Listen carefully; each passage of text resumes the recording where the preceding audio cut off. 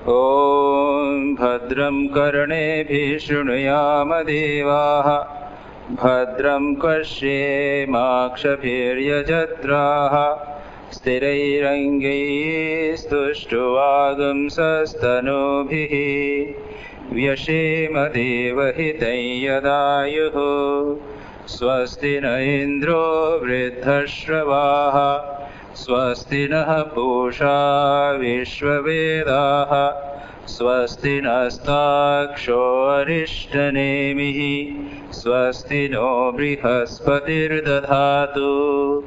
ॐ शान्ति शान्ति शान्तिः। हम मुंडक उपनिषद का पाठ कर रहे हैं। 2 मुंडक का पाठ हमने समाप्त कर लिया है। अब तीसरे मुंडक के प्रथम खंड का हम पाठ कर रहे हैं। और जो लोग इस प्रवचनमाला को नियमित रूप से सुन रहे हैं, वे जानते हैं कि इस मुंडक उपनिषद का विषय है ब्रह्म ज्ञान, जिसको जानकर, ब्रह्म को जानकर सब कुछ जाना जा सकता है। कस्मिन्नो भगवो विज्ञाते सर्वमिदं विज्ञातम भवति। किसको जानने से सब कुछ जाना जा सकता है। और इस ज्ञान को भारतीय दर्शन में, वेदांत में बहुत अधिक महत्व दिया गया है। स्वयं स्वामी विवेकानंद कहते हैं, मेरे जीवन का उद्देश्य है मानव जाति के उसको देवत्व की शिक्षा देना, ज्ञान प्रदान करना, शिक्षा देना। कर्मयोग के प्रारंभ में स्वामी विवेकानंद कहते हैं, knowledge is the goal of life, not pleasure. सुख या भोग जीवन का उद्देश्य नहीं है, ज्ञान है जीवन का उद्देश्य। और ज्ञान का अर्थ कभी भी भारतीय दर्शन में केवल बौद्धिक ज्ञान को ज्ञान नहीं माना गया। किताब पढ़ लिया, उसको रट लिया, उसको ज्ञान नहीं माना गया। ज्ञान का अर्थ है उस ज्ञान के अनुरूप हमारे जीवन में परिवर्तन होना। मैं बच्चों को दृष्टांत देता हूँ, साधारण सामान्य दृष्टांत देता हूँ। सिविक्स का, आपका समाजशास्त्र या जो भी कहिए, उसमें कहते हैं बीमारी, गंदगी से बीमारी फैलती है। और कितनी बीमारी फैलती है? टाइफाइड होता है, हैजा होता है, जॉन्डिस हो जाता है। ये सब बीमारियों का नाम बना दिया गंदगी से। और पेपर आया, पेपर में लिख दिया गंदगी से कौन सी बीमारियां फैलती हैं, उसको भी लिख दी, 1 2 3 4 5 लिख दिया और पास हो गए। लेकिन जिंदगी में हम फिर भी गंदे रहते हैं। हम खुद स्नान न करें, गंदा पानी पिए, आसपास गंदगी फैलाएं, तो इसको ज्ञान कहेंगे? तो जब स्वामी विवेकानंद कहते हैं to preach unto mankind their divinity, शिक्षा देना, मानव जाति को उसके देवत्व की शिक्षा देना, ज्ञान प्रदान करना कि तुम दिव्य हो, महान हो, तुम ब्रह्म हो, समस्त शक्ति तुम में विद्यमान है। तो इसलिए नहीं कि वो फिर मौखिक रूप से बोल दिया, मैंने सुन लिया, प्रवचन दे दिया, तो आपको भी ज्ञान हो गया, हाँ हाँ हमने मुंडक उपनिषद पढ़ लिया। ये ज्ञान नहीं है। और हमारे तो पुराणों में, महाभारत में युधिष्ठिर का तो श्रेष्ठ दृष्टांत है। सत्यम वद धर्मम चर स्वाध्याय आत्मा प्रमद, याद करके आना। ये तैत्रीय उपनिषद के प्रारंभ में है, शिक्षावल्ली में। सत्य बोलो, धर्म का आचरण करो, स्वाध्याय में प्रमाद मत करो, मातृदेवो, माता देव हैं, पिता देव हैं, आचार्य देव हैं, अतिथि देव हैं। तो बोलते याद करना, वो मुखस्त करना, समझे ना, ये पाठ करते हैं। अच्छा, कल का पढ़ के आना, सब लोगों ने कर लिया, 100 कौरवों ने कर लिया, चारों पांडवों ने कर दिया, युधिष्ठिर सबसे बड़े सबसे बुद्धिमान, वो कहते हैं मेरे को याद नहीं हुआ। अरे इतना से याद नहीं, कल करके आना। फिर कहा कि मैं जब तक सत्य नहीं बोलूंगा तब तक ये ज्ञान तो ज्ञान नहीं होगा। भारतीय पद्धति में, वेदांत में ये किताब पढ़ने को ज्ञान नहीं कहा जाता। श्री राम कृष्ण ने किताबें नहीं पढ़ी थी, लेकिन किताबों की ये बातें जो इसमें लिखी है सब के सब उन्होंने अपने जीवन में उतारी थी।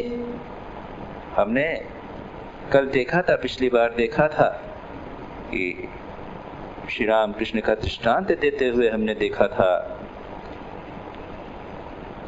प्राणो हि एष सर्वभूते विभाति विजानन विद्वान ना भवते अनभिवादी आत्मक्रीड़ा आत्मरति क्रियावान एष ब्रह्मविदां वरिष्ठ। प्राण ही समस्त प्राणियों के, ये चौथे मंत्र में था, प्राण ही समस्त यानी परमात्मा, प्राणों का प्राण परमात्मा ही विभिन्न प्रकार से समस्त प्राणियों में प्रकाशित हो रहा है। जो जानता है विजानाति, और मैंने कहा था विजानाति यानी व्याख्या नहीं देता, वाद विवाद नहीं करता। जैन मत कहता है कि एक ही है, भिन्न आत्माएं हैं, और वो कहते हैं एक ही प्राण समस्त प्राणियों में विजाता, और वाद विवाद है। जैन पंडित, हिंदू पंडित, बौद्ध पंडित ये वाद विवाद कर रहे हैं, कौन ज्यादा विद्वान है, किसने ज्यादा समझा है। श्री राम कृष्ण कहते हैं अरे मैं तो देखता हूं, मैं विवाद क्या करूं, मैं तो देखता हूं, प्राणो ही एष सर्वभूतेर विभाति। वो देखो उसके अंदर प्राण विभात हो रहा है, भगवान दिख रहा है, मेरी आत्मा उसमें दिख रही है, उसमें मत चलना, उसमें चलोगे तो मुझे कष्ट होगा क्योंकि मेरा ही प्राण उसमें विद्यमान है। आदमी चला गया उसके ऊपर, अरे क्या कर रहे, इसको हमारे यहाँ पर ज्ञान कहा, विद्या कहा।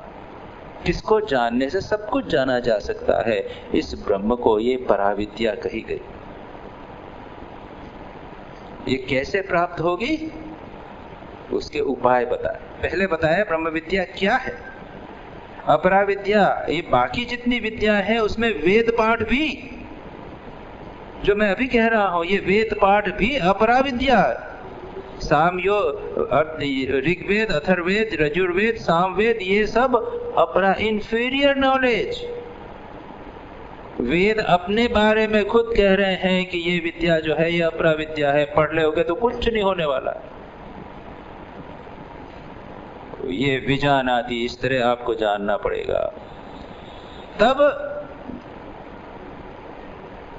सब कुछ जिसको जानने से जाना जाता है सब जान। इसलिए बार बार उस आत्म तत्व का स्वरूप क्या है ये बताया। उसके बाद उसके उपाय बताए,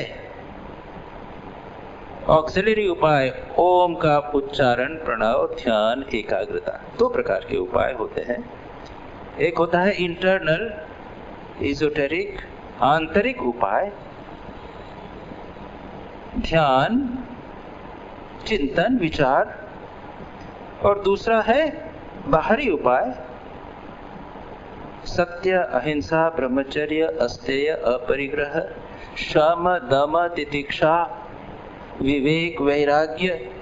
इसके बिना ये जो आंतरिक उपाय ये होंगे ही नहीं, बात भी नहीं। दोनों की आवश्यकता है। और अब हम जब देख रहे हैं यहाँ पर उन दूसरे प्रकार के जो उपाय है उनका वर्णन किया गया। हमने पिछली बार देखा था सत्य, तप, ज्ञान, सम्यक ज्ञान और ब्रह्मचर्य, पांचवा मंत्र देख लिया हमने। सत्येन लप्सः लभ्यः तपसा येष आत्मा, सम्यक ज्ञानेन ब्रह्मचर्येण नित्यम। ये चार उपाय से नित्य सत्य का पालन करना, नित्य तपस्या का भाव रखना, नित्य ब्रह्मचर्य, सदा सर्वदा मन वचन काया से ब्रह्मचर्य का पालन करना, और सम्यक ज्ञान। सम्यक ज्ञान, परमात्मा एकमात्र सत्य है, यह जगत मिथ्या है, आत्मा और परमात्मा एक है, इस प्रकार का जो सम्यक ज्ञान है, यथार्थ आत्मदर्शन, इन नित्य सदा सर्वदा इसका अभ्यास करने से उसको देखा जाता है। और उसके बाद में और भी क्या कहा, क्षीण दोषा यतयः, ये दो और वैल्यूज लगा दी है। क्षीण दोष, जिनके दोष शंकराचार्य कहते हैं, कौन से दोष, क्रोध आदि, क्रोध लोभ मोह माया इत्यादि जो दोष हैं जिनके दूर हो गए हैं, और यतयः, जो यतनशील हैं, जिन्होंने मन को एकाग्र किया है। जहाँ तक हम लोगों का प्रश्न है, इन वैल्यूज को सत्य, तपस्या, ब्रह्मचर्य, सम्यक ज्ञान, अपने मन से क्रोध लोभ इत्यादि दोषों को दूर करना और सदा प्रयत्नशील रहना, ये हम लोगों के लिए बहुत महत्वपूर्ण। बड़ी बड़ी बातें करने से हम लोग वह प्राणो ही एष सर्वभूते विभाति, श्री रामकृष्ण के जीवन में, स्वामी विवेकानंद के जीवन में उसके दृष्टांत मिल सकते हैं, लेकिन हम लोगों के लिए उसको प्राप्त करने के लिए ये तपस्या, ब्रह्मचर्य, सत्य, सम्यक ज्ञान और अपने दोषों को दूर करना परम आवश्यक है। ये हमने पिछली बार यहाँ तक किया था। इसके आगे का छठा मंत्र हम देखते हैं। सत्यमेव जयति नानृतम सत्येन पंथा विततो ये देवयानः येनाक्रमन्ति ऋषयः ह्यात्मकामा यत्र तत् सत्यस्य परम निधानम। यहाँ पर पुनः वहाँ जो सत्य की बात कही गई, सत्य सत्येन लभ्य तपसा येषात्मा, उस सत्य को और अधिक महत्व देते हैं। श्री रामकृष्ण कहते थे कलिकाल में सत्य ही तपस्या है। कलिक सत्य, सत्य वचन, सत्य का पालन, ये कलिकाल की तपस्या है। मैंने बताया था आपको, उसके दृष्टांत वगैरह दे दे के ये सारी बता, उसी की बात को यहाँ पर जोर दे के कहते हैं। और यहाँ पर सत्यमेव जयति, इसको सत्यमेव जयते भी कर सकते हैं। जयति ये वैदिक भाषा में जयति है, लेकिन आत्मनेपदी में सत्यमेव जयते होगा। तो हमारी जो सील है, हमने भारत में इसको सत्यमेव जयते, इसको हमारा मोटो, सारे राष्ट्र के लिए हमने ये मोटो बनाया। शंकराचार्य इस व्याख्या करते हुए क्या कहते हैं, इसका सीधा अर्थ तो होता है सत्य की ही जय होती है, मिथ्या की नहीं। सत्य से देवयान का मार्ग विस्तीर्ण होता है या प्राप्त होता है, विस्तार होता है, जिसके द्वारा आत्मकाम ऋषिगण उस पद को प्राप्त करते हैं जहाँ वह सत्य का परम निधान भंडार वर्तमान। ये इसका शाब्दिक अर्थ है। लेकिन अब थोड़ा सा देखें क्या कहते हैं। सत्य, सत्यमेव, सत्य ही, सत्यवान एव जयति नानृतम नानृतवादिनम वादी इत्यर्थः। कहते हैं सत्यमेव जयति, यानी क्यों शंकराचार्य कहते हैं नहीं सत्य अनृतयोः केवलयोः पुरुष अनाश्रितयोः जयः पराजयो वा संभवति। वो कहते हैं कि सत्य और असत्य अगर किसी व्यक्ति के आश्रय में न होवे, किसी व्यक्ति के जीवन में सत्य और असत्य न होवे, तो सत्य और असत्य की जय का कोई प्रश्न नहीं उठता। ये तो एब्स्ट्रैक्ट चीज, जैसे हम कहते हैं ना कि ये एक एब्स्ट्रैक्ट को इंग्लिश में, हिंदी में क्या कहेंगे, अमूर्त चीज, कुछ स्थूल नहीं है, ये अमूर्त है, उसका कोई रूप नहीं। जब सत्य किसी व्यक्ति के आश्रय को प्राप्त करता है तब जय पराजय का प्रश्न होता है। इसलिए कहते हैं सत्यवान की ही जय होती है, मिथ्या की जय नहीं, मिथ्यावादी की जय नहीं है। जो सत्य का आचरण करता है, और जैसा बता दिया वहां पर सत्य के आचरण के दो अर्थ हमने पिछले देखे थे, जैसा बोले वैसा करें और जैसी यथार्थ वस्तु है उसके अनुसार आचरण करें, बोले। संक्षेप में मैंने इस तरह की बात कही थी श्री रामकृष्ण के दृष्टांत देकर। तो यहाँ पर शंकराचार्य कहते हैं कि पुरुष का आश्रय न करने वाले केवल सत्य और मिथ्या का जय पराजय का प्रश्न नहीं उठता। लोक में प्रसिद्ध भी है कि सत्यवादी से मिथ्यावादी को नीचा देखना पड़ता है, इसके विपरीत नहीं। इसके ऊपर आप आपत्ति कर सकते हैं, ऑब्जेक्शन कर सकते हैं, अरे स्वामी जी क्या ये फालतू बात कही है, संसार में तो सब झूठ बोलने वाले ही सब चलता है, जहाँ झूठ है वहीं जय होती है। हाँ, आप तो यही कहेंगे कि झूठ की ही जय होती है, सत्य की जय नहीं होती। कहते दृष्टांत उठा उठा के दे देंगे, पेपर में उठा के दे देंगे, कहीं दे देंगे, ये देखिए ऐसी बात नहीं है। महाभारत में देखिए, वो झूठ और अधर्म का पक्ष जीतता रहा, जीतता रहा, जीतता रहा, विजय होती रही। उसके बाद में क्या हुआ? अंत तो गत्वा सत्य की ही जय होती है, याद रखिए। ये जो बाहर जो असत्य की जय दिखाई देती है, ये जयाभास कहेंगे, जय का आभास मात्र हो रहा है। अंदर से भी वह व्यक्ति विजयी नहीं लगता। जो सत्यवादी व्यक्ति है, भले सामाजिक दृष्टि से वो लगता हो कि वह पराजित हो रहा है, लेकिन भीतर ही भीतर वह जयी है, विजयी हो रहा है। उसका आत्मविश्वास रहता है, मैं सत्य हूं, चाहे कुछ भी हो जाए। ये भी दुर्भाग्य यह है कि हमने जय पराजय का जो मापदंड है वो भी भिन्न बना लिया। हम केवल सामाजिक समृद्धि, सामाजिक लाभ, इसी को हमने जय पराजय का मापदंड बना लिया। श्री रामकृष्ण ने सत्य को पकड़े रहे, उसमें तो क्या हुआ? अब जैसे दूसरा दृष्टांत आप ले सकते हैं, महात्मा गांधी, तो वो सत्य को पकड़े रहे, अहिंसा को पकड़े रहे, तो पराजय वो पूरे ब्रिटिश साम्राज्य से युद्ध कर रहे हैं। जेल में कितनी बार डाल दिया, लंबे लंबे समय तक, 2-4 साल तक जेल में डाल दिया। अंत में जय हुई।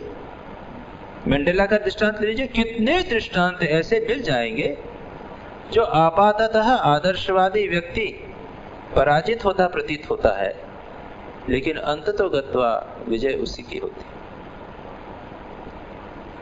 अगर विजय भी होनी है, याद रखिए, तो सत्य तो ऐसा है, सत्य का अर्थ ही है कि जो यथार्थ है वही तो सत्य है। इसलिए अगर आप मिथ्या का आचरण करेंगे तो याद रखिए, वो एक मिथ्या एक ऐसी चीज है, झूठ ऐसी चीज है कि एक झूठ को छिपाने के लिए दूसरी झूठ को छिपाने के लिए एक झूठ के बाद दूसरी झूठ चलती चली जाती। और इस जो व्यक्ति इस प्रकार का करता है, उसका मन जो है वो मिथ्या से पूर्ण हो जाता है। वो जय का भी सुख नहीं ले सकता। वो मिथ्या से पूर्ण व्यक्ति, उसके लिए जय भी सत्य नहीं होती, वो मिथ्या का एक भंडार होगा। इस दृष्टि से, मनोवैज्ञानिक दृष्टि से भी देखें तो सत्य की ही जय होती है। सांसारिक दृष्टि से तो पुराणों इत्यादि में और बाकी चीजों में भी पता चलता है कि अंततो गत्वा सत्य की ही जय होती है। यही नहीं, शंकर आगे शास्त्र कहते हैं, किंच शास्त्र तो अवगम्यते सत्यस्य साधन अतिशयत्वात् शयत्वं कथम इत्यादि। शास्त्र में भी कहा है कि सत्य जो है वह श्रेष्ठ साधन है। क्यों? सत्येन पंथा विततो देवयानः। क्या कि सत्य अर्थात यथार्थ वचन की व्यवस्था से देवयान संज्ञक मार्ग विस्तीर्ण यानी निरंतर प्रवृत्त होता है। जिस मार्ग से आप देवयान में जा सकते हैं। हमारे शास्त्रों में 2 प्रकार के मार्ग, मरने के बाद 2 प्रकार के मार्ग। हम लोग तो मानते हैं कि हमारा शरीर चला जाएगा तो आत्मा जो है वो मरता नहीं है। वो आत्मा का क्या होता है? हमारा सूक्ष्म शरीर के जो आत्मा है वो तो शरीर मर गया, लेकिन हमारा क्या होता है? पुनर्जन्म होता है। तो पुनर्जन्म कैसे होगा? इसके बाद क्या होगा? कहाँ जाएगी आत्मा? तो कहते हैं कि जो लोग 2 प्रकार के लोग कहते हैं, एक जो देवयान से जाते हैं और दूसरे जो पितृयान से जाते हैं। देवयान मार्ग दो प्रकार के हैं। एक तो देवयान है, सूर्य मार्ग है, भगवान ने गीता में कहते हैं धूमो रात्रि तथा कृष्ण षण्माता माशा दक्षिणायन, और उत्तरायण है, इसमें आदित्य के साथ दूसरा है। तो एक मार्ग में देवयान ने सूर्य के मार्ग से जाते हैं, वो ब्रह्म के साथ पहुंच जाते हैं, ब्रह्मा के लोक में, ब्रह्मलोक में पहुंचते हैं, और वहां से फिर क्रम मुक्ति हो जाती है। और जो पितृयान है उसमें वो किसी देवलोक में किसी देवताओं में जन्म लेते हैं, वहां रहते हैं, उसके बाद जब उसके पुण्य नष्ट हो जाते हैं उसके बाद में वे पुनः उनका जन्म होता है। तो जो लोग सकाम शुभ कर्म करते हैं, पुण्य कर्म करते हैं, दान देते हैं, दया करते हैं, लेकिन कामनाएं इच्छाएं हैं, उनका क्या होता है? वे लोग पितृयान से जाते हैं और उसके बाद स्वर्ग में जाकर भोग करते हैं और पुनः जन्म लेते हैं। इस जन्म में इसमें जो लोग बुरे काम करते हैं वो तो नरक में जाते हैं, उसकी बात नहीं कर रहे हैं, शुभ कर्म करने की बात कर रहे हैं। लेकिन जो उपासना करते हैं, किसी देवता की एकाग्रता से कर्म छोड़ दिया, कर्म के ऊपर उठ गए हैं वो लोग, परमात्मा की किसी की रूपक देवता की उपासना जब करते हैं तो उपासना करने वाले देवयान से जाते हैं। और ये देवयान वाले, इनको क्रम मुक्ति होती है। ब्रह्मलोक पहुंचे और ब्रह्मलोक से उसके बाद जब ब्रह्मा की उम्र समाप्त होगी, जब ब्रह्मा विलीन होंगे, तब वो लोग उसके बाद मुक्त हो जाएंगे। वेदांत वाले वो इसी जन्म में मुक्त होते हैं। ये देवयान और पितृयान कोई यान नहीं जाते, वो सीधे मुक्त हो जाते। तो यहाँ पर ये कहते हैं कि जो लोग सत्य को पकड़े रहते हैं उससे वे देवयान के मार्ग से जाते हैं और मुक्त हो जाते हैं। अब कहते हैं येन आक्रमन्ति ऋषयः हि आप्त कामा यत्र तत् सत्यस्य परम निधानम्। अब क्या कहते हैं? ये न, जिसके द्वारा यथा ही आक्रमन्ति क्रमन्ते ऋषयः दर्शनवन्तः कुहक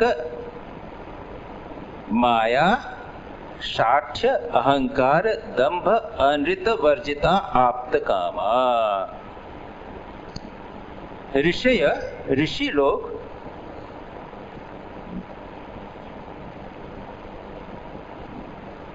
पूर्ण काम होते हैं। इसके ऊपर शंकराचार्य कमेंट्री करते हुए असत्य के विभिन्न प्रकार बता रहे हैं। इस सत्य का विषय चल रहा है, याद रखिए। यहां पर वे असत्य के विभिन्न प्रकार बता रहे हैं। क्या बताते हैं? कपट, छल, शठता, अहंकार, दंभ और झूठ।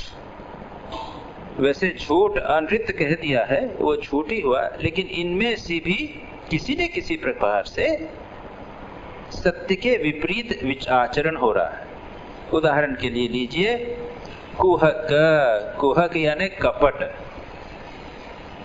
कपट का अर्थ क्या है? जिसे आप कह सकते हैं ओवर्ट कोवर्ट अंडरहैंड डीलिंग्स। हाँ, कपट। दिखा कुछ रहे हैं और मन में कुछ है। श्री रामकृष्ण जैसे कहते हैं भावेर घरी चोरी। बाहर से अच्छे दिख रहे हैं, अंदर छल भरा हुआ है, कपट भरा हुआ है। इसको बोलते हैं कपट, होता है ना, कपट शब्द है। तो ऊपर से अच्छा दिखता है, अरे वाह बहुत मीठा मीठा बात करता है, प्रणाम करता है, लेकिन अंदर ही अंदर ठीक नहीं है, आदमी बाहर निकल के गाली देगा। तो ये हुआ कपट। दूसरा बोलते हैं कुहक। उसके बाद में है माया, छल। क्या हुआ? बहि अन्य प्रकाशनम, अलग अलग प्रकार का है इसको। शाठ्यम, शठता। क्या है? विभव अनुसारेण अप्रदानम।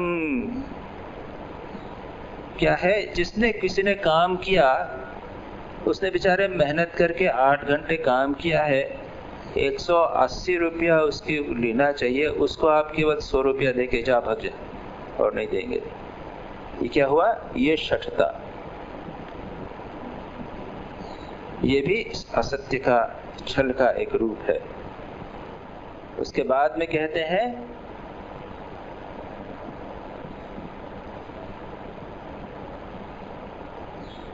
शाठ्यम, शठता, शठता हुआ अहंकार। अहंकार तो समझते हैं अपने आप को बहुत बड़ा समझना। दंभ क्या हुआ? दंभ हुआ धर्म ध्वजित्वम, बताना, बाहर दबाना कि मैं बहुत धनवान धार्मिक हूँ। हाँ, गेरुआ पहना, बड़ा तिलक लगाया है और एक रुद्राक्ष की बड़ी माला पहन। श्री रामकृष्ण के पास एक आए थे, एक व्यक्ति आए, उन्होंने बहुत बड़ा तिलक लगाया था। तो श्री रामकृष्ण कहते हैं, अरे ये तो मार्का मारा है, मार्क है, उनको मार्क बनाने बताने मार्क है कि भैया ये इज ए रिलीजियस मैन। तो श्री रामकृष्ण यहाँ कहते हैं माया, माया यानी परवंचनम, दूसरों की वंचना करना, दूसरों को नीचा दिखाने का प्रयत्न करना। ये कुहक, माया, शाठ्य, ये एक ही प्रकार, कुछ ही एक प्रकार का, जैसे कहते हैं कपट के विभिन्न प्रकार का यहाँ पर वर्णन किया गया है। दंभ, अनृत तो सत्य, असत्य की बात तो हो ही गई है। वर्जिताः, वर्जन मतलब क्या है? कायेन मनसा वाचा, काया से, शरीर से, यानी बाहर से आचरण में, मन से और वचन से किसी भी प्रकार से असत्य का आचरण नहीं करना। इसीलिए सत्य का आचरण इतना कठिन हो जाता है। सत्यमेव जयते, इसीलिए सत्य जय करता है। और इसीलिए श्री रामकृष्ण कहते हैं कि सत्य कलिकाल की तपस्या है, इतना आसान नहीं है, बोलने मात्र से आसान। मैं तो दृष्टांत देता हूँ आपको, एक सुझाव देता हूँ, और जो मैंने एक बार कहा भी था यहाँ पे, मैंने कहा था कि मैं बनारस में वो लेक्चर ले रहा था, तो सत्य का लेक्चर, तो मैंने कहा कि अच्छा 1 सप्ताह सत्य का पालन करूंगा। फिर जब अहिंसा का सब्जेक्ट आया तो अच्छा 1 सप्ताह में अहिंसा का पालन करके देखूंगा। तो जब मैं खुद पालन नहीं करूंगा तो बोलूंगा तो क्या प्रभाव पड़ेगा लोगों को। बचपन था उस समय, लेकिन मेरा दृष्टांत, मैं वो सुझाव देता हूँ, आप 7 दिन तक जरा विचार करिए कि आप सत्य का पालन करेंगे। प्रैक्टिस कीजिए, प्रैक्टिस। ये किसी भी प्रकार से मन वचन काया से मैं सत्य का पालन, असत्य नहीं बोलेंगे। मौका मिलेगा जब कुछ करना, जो आपने बोला है, मुंह से बोला है, तो ठीक समय पे करेंगे। बोल दिया कि भाई स्वामी जी हम 4 बजे आएंगे, तो 4 बजे जाने का प्रयत्न करेंगे, पहुंचेंगे। प्रयत्न का प्रश्न नहीं उठता। फिर आप देखेंगे कि सत्य कितना कठिन। लेकिन जो आदमी सत्य का पालन करता है, आप समझ लीजिए, जो इतना सत्य का पालन करता है, उसके जीवन में क्या परिवर्तन हो जाएगा। उसका सारा मन तपोमय हो जाएगा, कितनी एनर्जी उसके जीवन में आ जाएगी। और इसीलिए जो व्यक्ति सत्य का पालन करता है, वो जो कुछ बोलता है वो सत्य हो जाता है। क्यों? 12-15 वर्ष तक बोलचाल में, करने में वो कितना सावधान रहा है। फिर वो मजाक में भी कुछ चीज असत्य नहीं बोल सकता। दृष्टांत मैंने पिछली बार कहा था, स्वामी विवेकानंद का दृष्टांत। जब आप लोगों को बताई थी ना स्वामी एक बात, कि स्वामी विवेकानंद एक बार अपने कमरे में बेलूर मठ में, श्री रामकृष्ण का शरीर चला गया कई वर्षों पहले, बेलूर मठ में अपने बिस्तर पे सो रहे थे, खटिया पे, अपने कॉट पे सो रहे थे। फॉरेन से आई थी, अचानक उठे, यहाँ उन्होंने अपने हाथ से उसका गद्दा जो उसको ऐसा नापा और दौड़े नीचे आए। श्री रामकृष्ण का मंदिर उधर था, मंदिर जाके उस साष्टांग प्रणाम किया। लोगों ने देखा ये क्या बात है, अचानक क्या हुआ इस चीज। पूछा श्री राम स्वामी विवेकानंद से क्या बात है। देखिए, देखो मैं जब युवक था तो मैं श्री रामकृष्ण के पास जाया करता था, और स्वामी विवेकानंद का आपने एक फोटो देखा होगा जिसमें बाल ऐसे हैं, बड़े सुंदर बाल थे, घुंघराले बाल थे। श्री रामकृष्ण ने एक दिन उनके बाल पकड़ के, जैसा एक दिन गया मैं एक दिन, तो श्री रामकृष्ण ने उनके मेरे बाल ऐसे ऐसे करके कहा, वाह वाह बड़ा फैशनेबल है तो बंगाली में कोई जो है तो बड़ा फैशनेबल है। तो स्वामी विवेकानंद तो खुली तलवार, श्री रामकृष्ण के सामने भी वो बड़े स्पष्ट बोल देते थे, देखिए आप भी तो परमहंस हैं, आप परमहंस ऐसे हैं, मच्छरदानी में सोते हैं और गद्दा जो है गद्दे पे सोते हैं, आप भी तो परमहंस गद्दे पे सोने वाले परमहंस। अरे जो परमहंस हो तो उसको तो पेड़ के नीचे रहना चाहिए, लंगोटी लगा के रखना चाहिए, भिक्षा मांग के रहना चाहिए। ये कैसे परमहंस हैं जो मच्छरदानी में रहते हैं, गद्दे पे सोते हैं? श्री रामकृष्ण ने कहा, ठीक कहा, देख तू अगर माँ का काम करेगा तो तू इतने ऊंचे गद्दे में सोए। श्री राम स्वामी विवेकानंद कहते हैं, मैं गद्दे पे सोया हुआ था, पुराने दिन की याद आ रही थी। वो दिन याद आया कि जिस दिन ये घटना हुई थी, मैंने अचानक उठ के देखा, ठीक जिस हाइट का स्वामी श्री रामकृष्ण ने हाथ से करके बताया था, उसी हाइट का गद्दा। आप अभी भी जाएंगे, स्वामी विवेकानंद का कमरा है बेलूर मठ में, आप देखिएगा उनका बहुत एक पलंग है, उसके ऊपर इतना बड़ा गद्दा लगा। आप देखेंगे विदेशों में जाते हैं तो इतने बड़े गद्दे वगैरह होते हैं, वो वहां के अमेरिकन गद्दा एक था, वो इसलिए मैं आया। तो क्या श्री रामकृष्ण ने मजाक में कहा? इसका एक्सप्लेनेशन यह है कि मजाक में भी श्री रामकृष्ण जो कहते थे वो सत्य होता था। याद रखिए, जो सत्यवादी है वो मजाक में भी कुछ नहीं बोलता गलत चीज। स्वामी ब्रह्मानंद जी को उन्होंने मना किया था कि मजाक में भी असत्य नहीं बोलना। अब सोचिए कि कोई व्यक्ति जिसने 12-15 वर्ष तक सावधानी से सत्य का वाचन किया है, वचन बोला है, क्या वो मजाक में भी कभी असत्य बोल सकता है?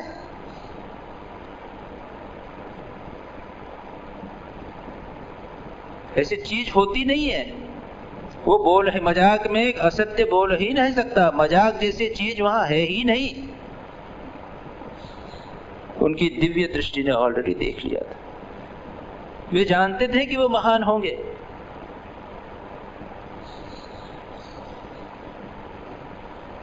हमारे यतीश्वरानंद जी का दृष्टांत है,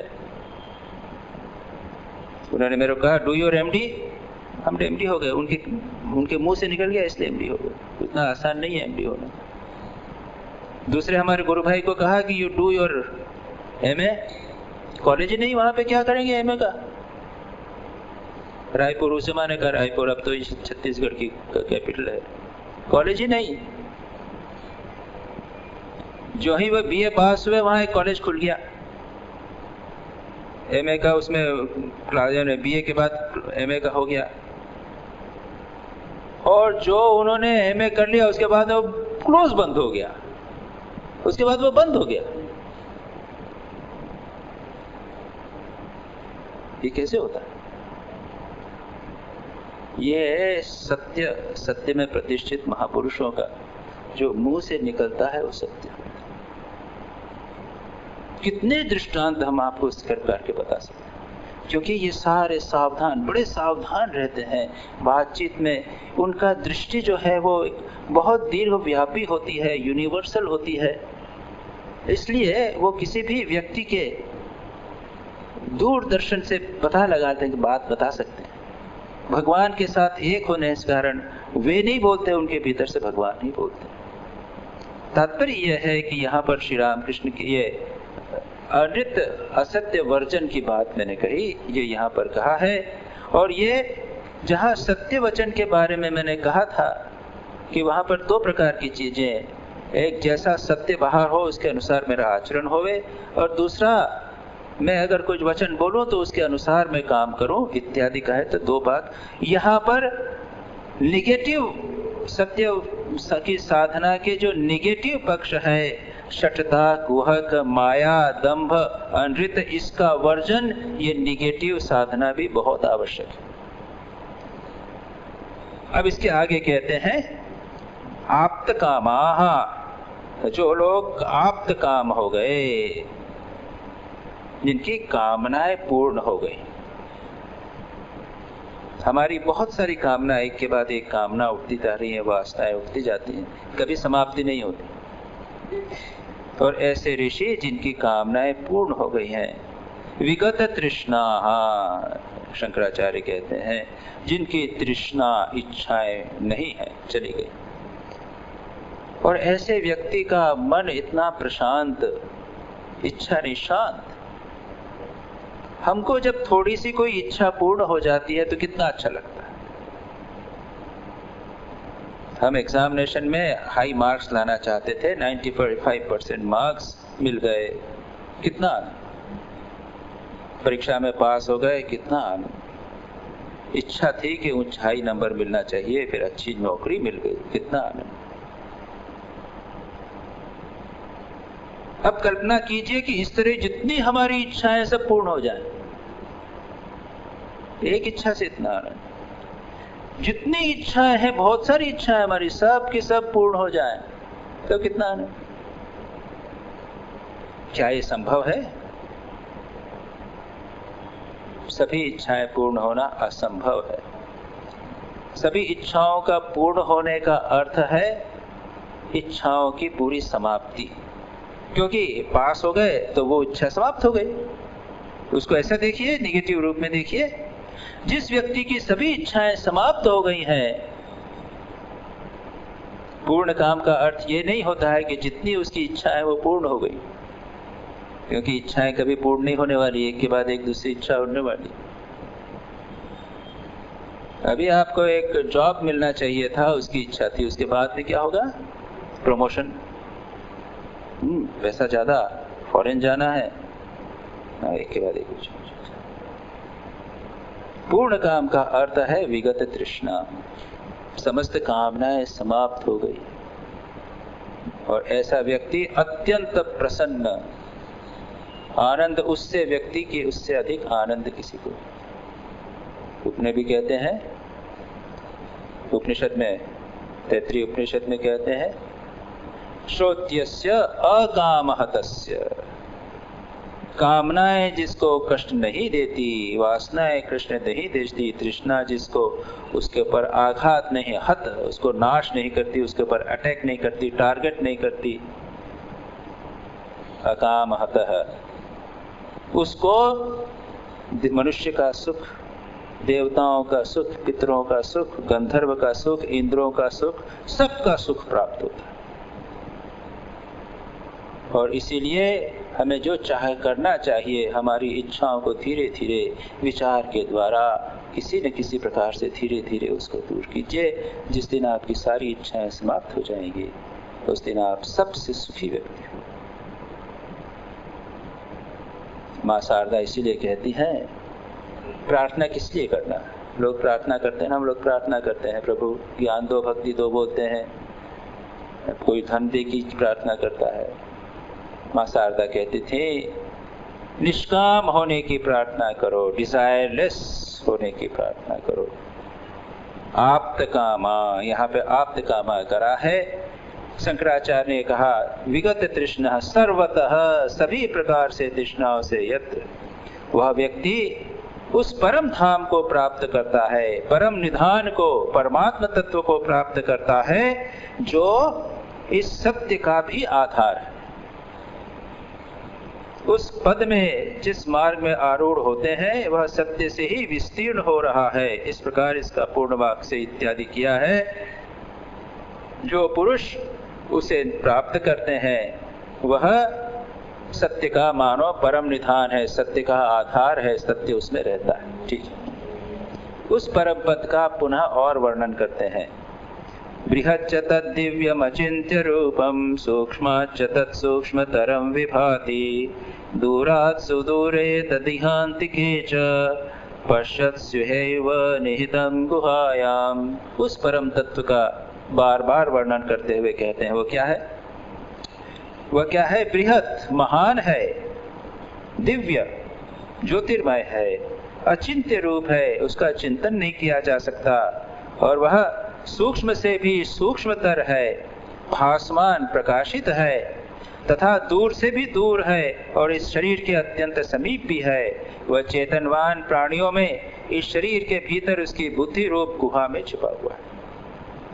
संक्षेप में उसका उस परमात्मा तत्व का पुनः एक बार वर्णन किया गया। हम संक्षेप में उसको देखने का प्रयत्न करेंगे।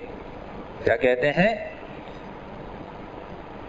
सत्यादि जिसके साधन है, सत्य, तपस्या, ब्रह्मचर्य इत्यादि जिसके साधन है, प्राप्ति के साधन है, वह प्रकृत ब्रह्म जिस विषय के ब्रह्म के विषय में विचार हो रहा है, सब और व्याप्त होने के कारण महान, बृहत, महान, सर्वव्यापी, ऑल परवेडिव।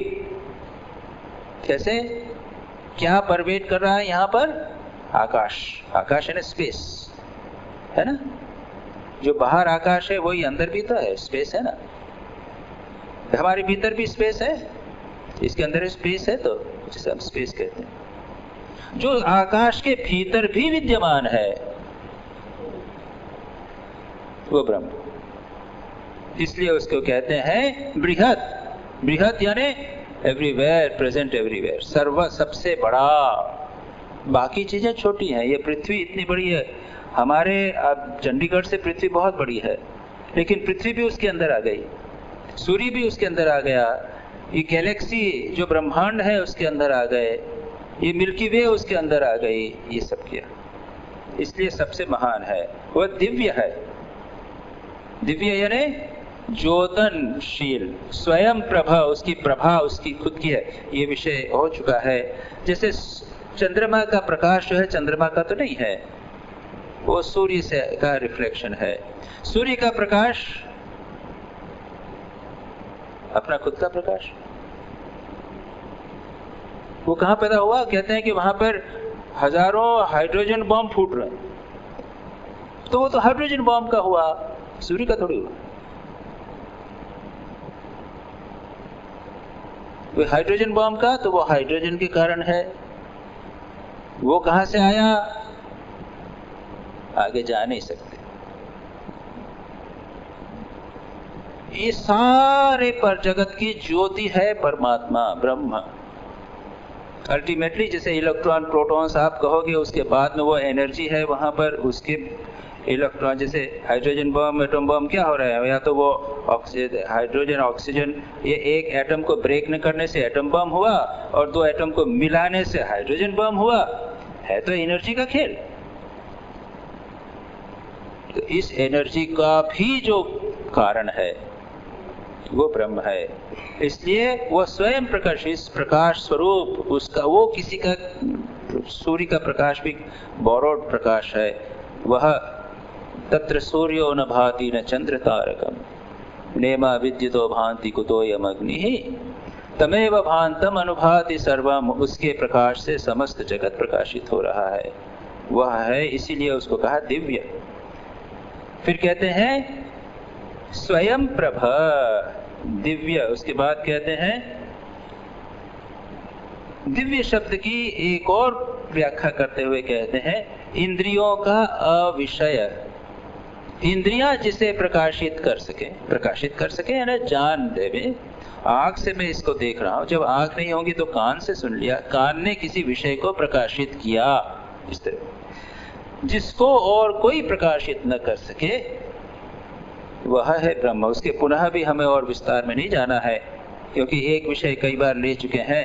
क्योंकि जैसे प्राणों का प्राण कहा, इंद्रियों का इंद्रिय, कान का कान, जो कान का भी कान है वह ब्रह्म है, इत्यादि विचार हो चुका है। फिर कहते हैं अचिंत्य रूप, जिसके रूप का चिंतन न किया जा सके।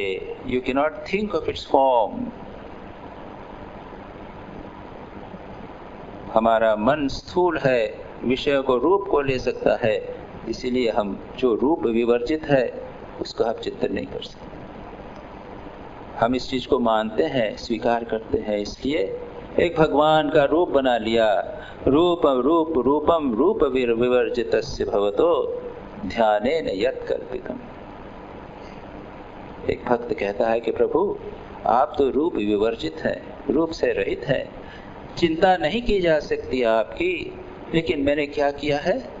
मैंने ध्यान में आपका शिव का रूप कर लिया है, काली का, दुर्गा का रूप करके उसका ध्यान करता हूँ, क्षमा करिएगा प्रभु, मैं इसके सिवा कुछ नहीं कर सकता, आप अचिंत्य रूप, अनिर्वचनीय है, आपका वर्णन नहीं किया जा सकता। लेकिन मैंने क्या किया, स्तुतियां करने लगा। आप सर्वव्यापी हैं, लेकिन मैंने क्या किया, आपको बद्री केदार में संकित कर दे, वहां की तीर्थ यात्रा कर रहा हूं, आपको मैंने सीमित करने का प्रयत्न किया। ये मानव की सीमा है, लेकिन परमात्मा अचिंत्य है, सर्वव्यापी। तो यहाँ पर यही कहते हैं अचिंत्य रूप है, वह आकादाशी सूक्ष्म पदार्थों से भी सूक्ष्मतर है। जैसा मैंने अभी कहा, यह जो स्पेस है इसके अंदर भी परमात्मा घुसा हुआ है।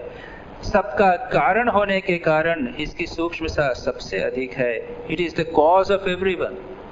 जो सूक्ष्म से सूक्ष्म वस्तु है उसका भी कारण वही है। इस प्रकार वह सूर्य चंद्र आदि रूपों में से अनेक प्रकार से भाषित यानी दीप्त हो रहा है। ये विषय जो सब्जेक्ट है, कई बार इसको हम रिपीट किए हैं, बार बार इसके सिवा वह ब्रह्म अज्ञानियों के द्वारा अत्यंत अगम्य होने से के कारण दूर है, यानी दूरस्थ देश से भी अधिक दूर है। भगवान कहाँ है, तो वो वहां वैकुंठ में है ना, वैकुंठ में है। विष्णु भगवान वैकुंठ में हमसे दूर है। ज्यादा से लोग कहते हैं अरे वृंदावन में है, ये तो यहाँ से तो दूर ही है ना, दूर है। अज्ञानियों के लिए दूर है, वो समझते हैं कि दूर बैठे हैं भगवान, दूर है, हेवन में है वहां पे। लेकिन जो ज्ञानी है उसके लिए अंतिक है, अपने शरीर के अत्यंत निकट है, हृदय में ही विद्यमान है, सबसे निकट। तो आत्मा की भी आत्मा है, मेरे अत्यंत निकट है। जो मैं हूं मेरा भी मैं है, वो परमात्मा अत्यंत निकट है। कहते हैं कि भगवान को पाना सबसे सरल है। ये फूल है ना, तो इसको फूल को तोड़ने के लिए हाथ उठा कर फूल तोड़ना पड़ा था ना, इतना काम किया था, इतना तो किया था। लेकिन भगवान को पाने के लिए इतना भी नहीं करना पड़ता, क्योंकि वो बाहर है ही नहीं, वो अंदर ही है, हाथ भी नहीं उठाना पड़ता। केवल जान लो कि तुम्हारी आत्मा की आत्मा है, वो दैट इज सफिशिएंट। फिर आगे क्या कहते हैं, इस श्रुति के अनुसार सबसे भीतर रहने वाला होने के कारण आकाश के भीतर भी वह स्थित है। और इस लोक में पश्यत्सु, यानी जो लोग देखते हैं, यानी दर्शन क्रियावत रूप से स्थित देखा जाता है। चेतनवान प्राणियों में जो चेतन व्यक्ति है, पश्यत्सु यानी जो देखते हैं, जिनकी इंद्रियां हैं। हम लोग आंख वाले हैं, पक्षी जिनकी आंखें हैं, इंद्रियों वालों जिसके विषय करते हैं। योगी लोग उनमें देखते हैं कि ये दर्शन क्रिया जो हो रही है उस परमात्मा के माध्यम से होती है। यहाँ पे कहते हैं पश्यत्सु एव निहितम गुहायाम। कहाँ देखा जाता है, ये बुद्धि लोक रूपी गुफा में देखा जाता है। ये बात कई बार आती है, बुद्धि रूपी गुफा में देखा जाता है इसको। ये बुद्धि गुफा क्या है?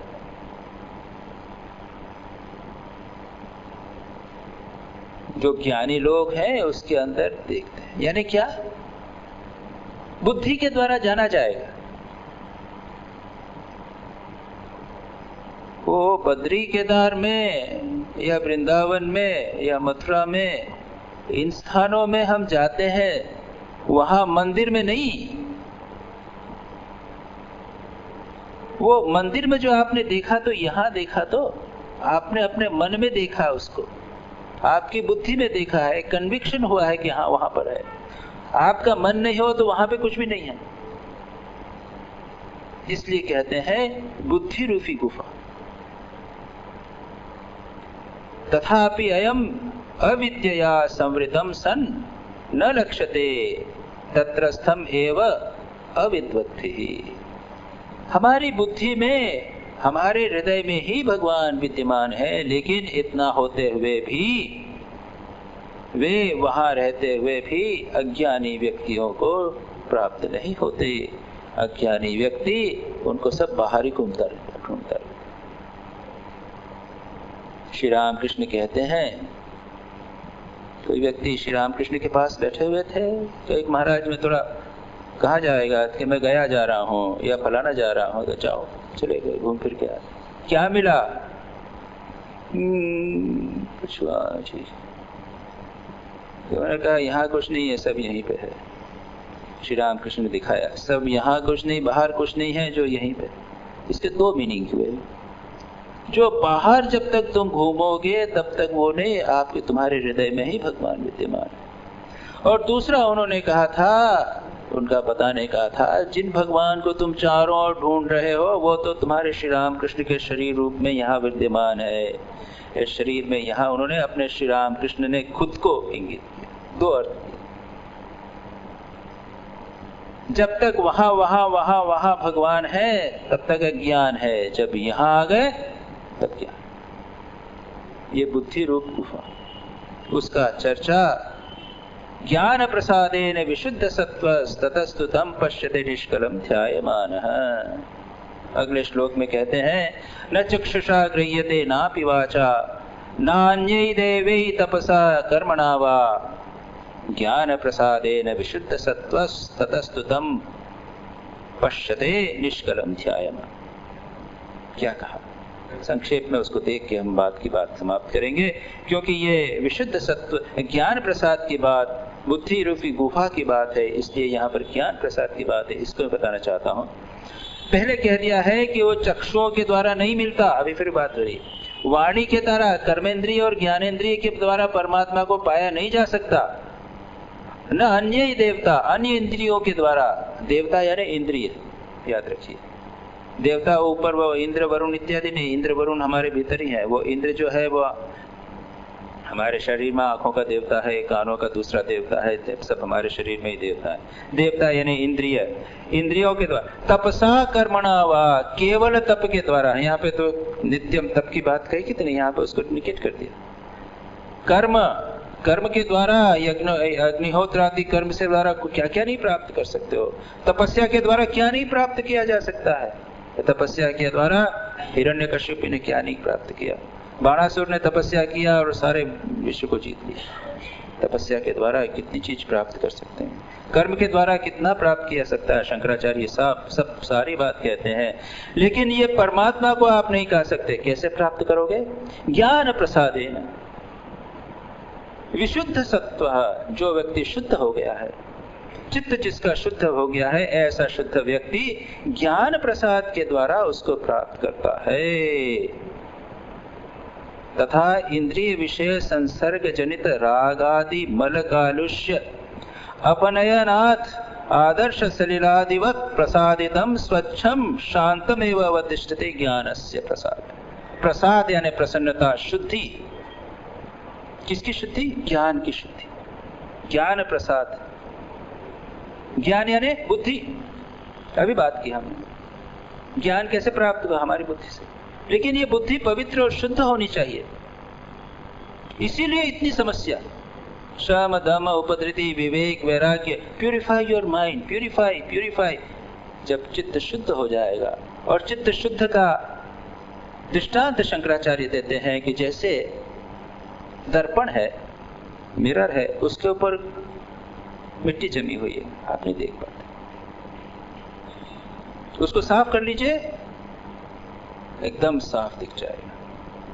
जल है, गंदा है, फिटकरी डालिए, फिल्टर कर लीजिए, साफ हो जाएगा, सब कुछ दिख जाएगा। उसी प्रकार से इंद्रिय विषय संसर्ग जनित राग आदि मल कालुष्य अपनया, इंद्रिय विषय, संसार के विषय से लिप्त होकर जो हमारे राग द्वेष आदि हो जाते हैं, अटैचमेंट टू सेंस ऑब्जेक्ट्स, पैसे में, धन में, संसार के वस्तुओं में, भोग की वस्तुओं में जो हमारा आसक्ति हो जाती है, द्वेष, दूसरों से राग भी हो जाता है, द्वेष भी हो जाता है, इसका जब दूर हो जाएगा तब हमारा चित्त, हमारी बुद्धि उसी प्रकार शुद्ध हो जाएगी जिस प्रकार से दर्पण से आप मल दूर कर दीजिए, दर्पण से को साफ कर दीजिए, आपका परमात्मा का रिफ्लेक्शन ऑटोमेटिकली हो जाएगा।